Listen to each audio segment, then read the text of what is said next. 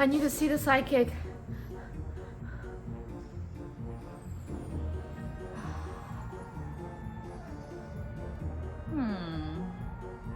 So, what is your question today? Psychic, I need to know what's gonna happen in my future.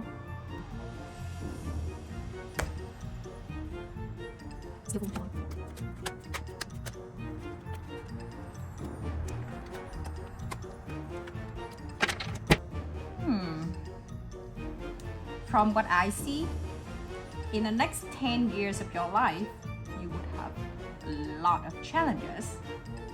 But when you are 40, So what's gonna happen after I'm 40?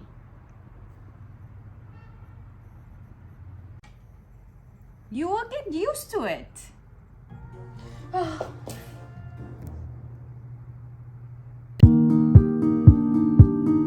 Two. Let's go. Yeah. Hello, fellow aliens.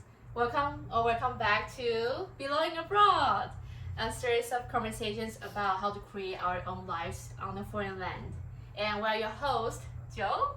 And Winnie. Yay! So the joke you saw earlier, it represents many of our lives. Like our whole life, we always feel this uncertainty about what's gonna happen in the future, and it gives us so much anxiety, stress, and we just really want to know what's gonna happen. But as we learn to embrace the uncertainty can be our certainty. Like the psychic said, you're getting used to it. Yeah, for sure. I really love that story.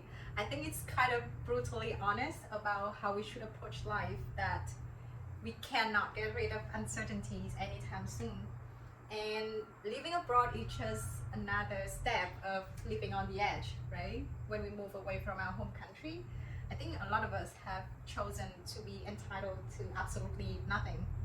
Yeah, from like, let's say, applying for jobs or finding a place or involving in relationships, all of that, there's a aspect of our legal status coming into play. Yeah, and I remember you have some experience before you moved here. I did. Yeah. So I graduated from a non-STEM major in the US, which meant that immediately after I graduated, I need to apply for a job with an employer who was willing to sponsor for my visa to stay. And right off the bat, it is something that employers didn't want to go through, the hassle.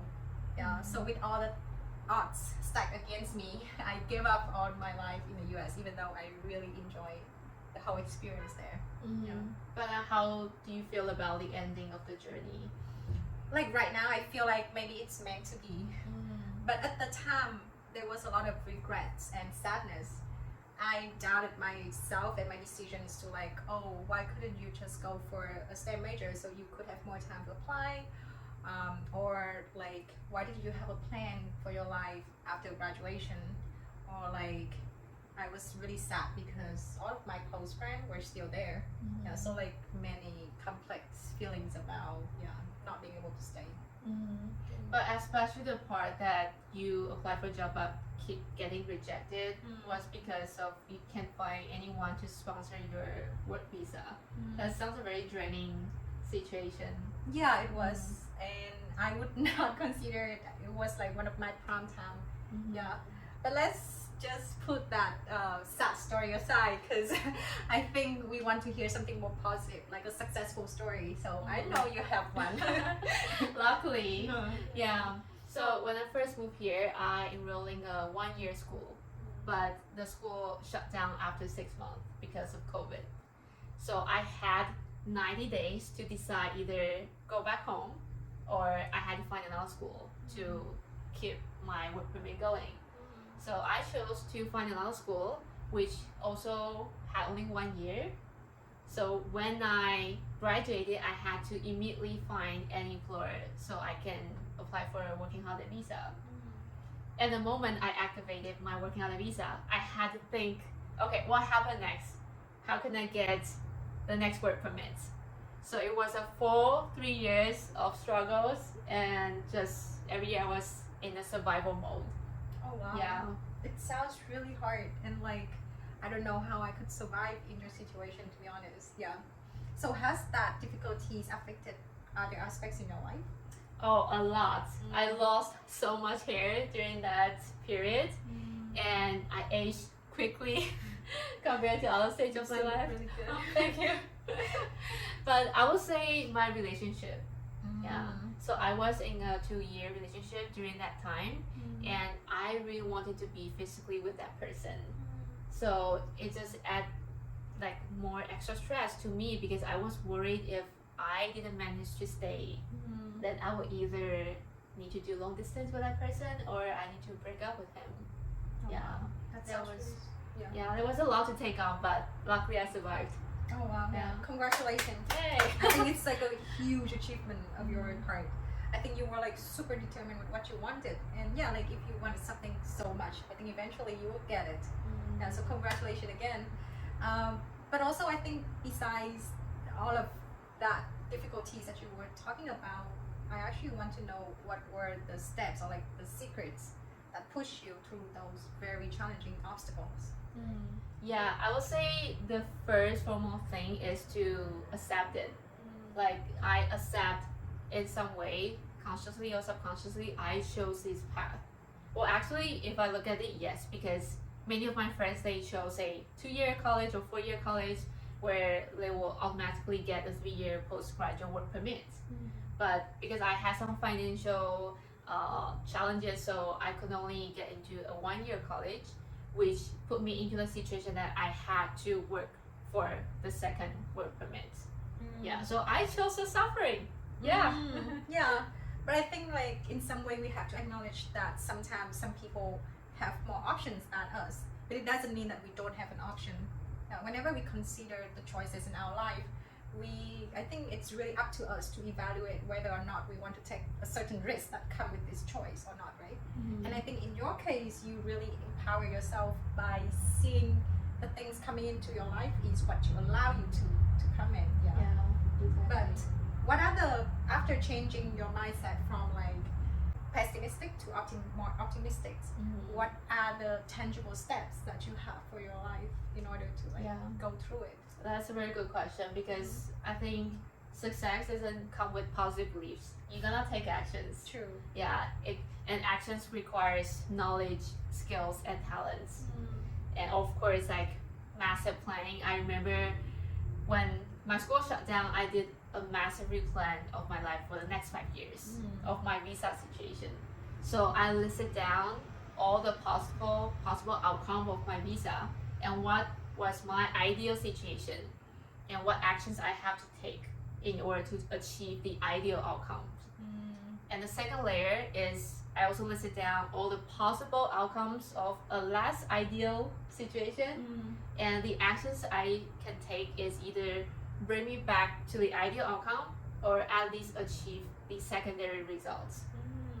And lastly was the worst case scenario. What if the worst case happened, what I can do with it, how I can tackle with it, and how can I make peace of it. Oh wow, it sounds really detailed. Yeah, but I guess like if I were in your situation, I would want something tangible as well, like the next action that I can take so that I can, like see some kind of progress. Yeah, I mean, having this plan, it really gives me like a standpoint to see the bigger picture.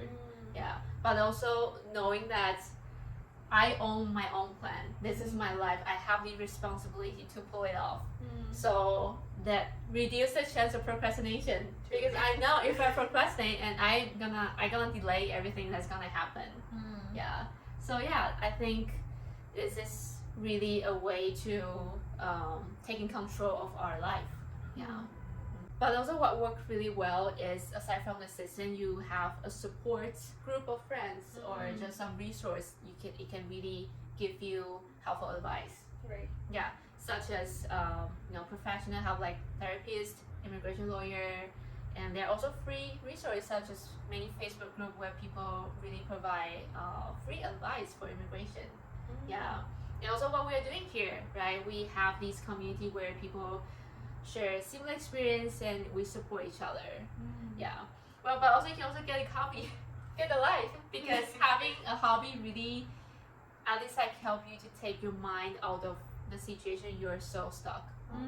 Yeah, I think like sometimes we need that kind of distraction so that we can just like take a mental break from it. Yeah, like in my experience, I didn't go through anything that's as intense as you did, but after graduation, I also had this period of uncertainty because I was trying to find a job here, and it really took a toll on my mental health and eventually affected my physical health as well. So reflecting on that, I believe no matter what we do in life or like what goals that we have, our well-being should still be our priority at the end of the day. Right, so let's say even after that we have this master plan now and we are taking the actions that we can, sometimes there's still moments of downs when you feel like, oh, what if things do not work out? So how did you deal with those moments?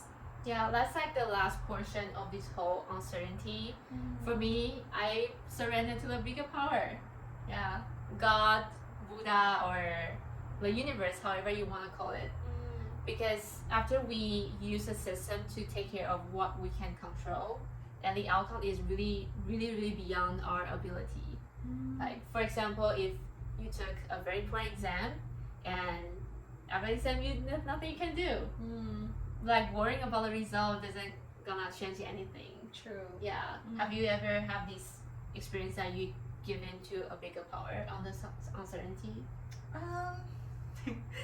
So I would not say that I have a bigger power per se, but I do have my spiritual animal, my cat, Beam. So I have this belief that he's up there, he's watching over me and my destiny. So everything has been planned out.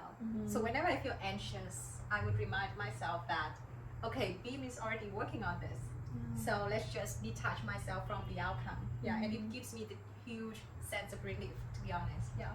Well, Bim is right here. Yes. Yeah. I believe he's also watching our video to celebrate your success. Yeah. I think he love our videos. Yeah, I feel by giving in to the bigger power, just really let go of the outcome, and that's usually when our ideal result comes in. Yeah, and so uncertainty it doesn't need to be a bad thing. It really depends on the meaning you give it to it. Well, and you will learn that uncertainty is actually the essence of life.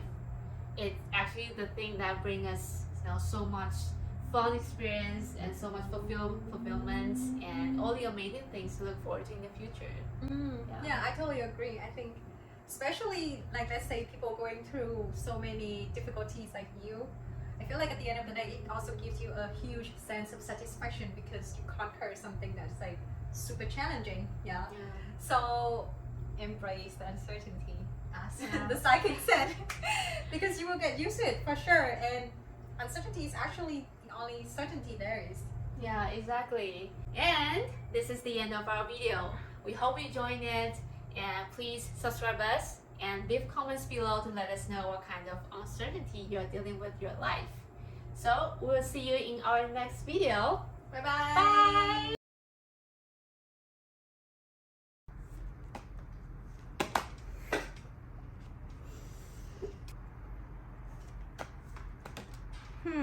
Let me see.